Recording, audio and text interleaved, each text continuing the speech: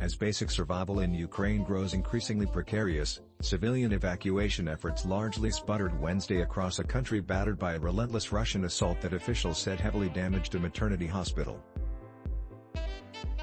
Ukraine's government had announced a day-long ceasefire, from 9 a.m. to 9 p.m., along several corridors around the country that were designated for the safe exit of residents. The routes covered some of the hardest-hit areas, including parts of the capital Kyiv, Sumy in the northeast and the strategic port city of Mariupol in the south.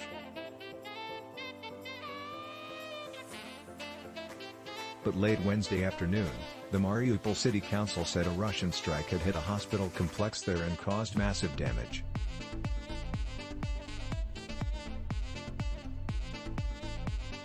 Images showed emergency responders carrying a bloodied pregnant woman through a courtyard littered with mangled cars and a heavily damaged building still smoldering. President Volodymyr Zelensky, who said children lay in the wreckage, called the attack an atrocity and appealed again to the West to impose a no-fly zone over Ukraine. The incident added to the misery of a blockaded city where hungry residents have begun breaking into stores and officials opened a mass grave to bury around 70 soldiers and civilians killed in recent days, the Associated Press reported. Deputy Prime Minister Iryna Vereshchuk said Moscow had agreed to the temporary truce for evacuations, but Ukrainian officials were skeptical that Russian forces would respect the agreement.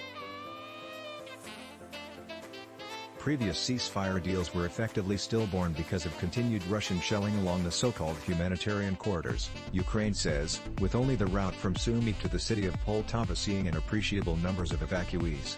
Hundreds of people were saved.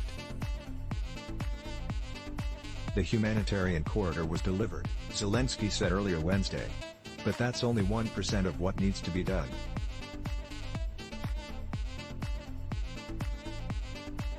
He blamed the breakdown of past ceasefire agreements on Russian savages who kept up their attacks on defenseless civilians, and he urged patience among his compatriots who are trying to reach safety. Humanitarian corridors will still work, Zelensky said.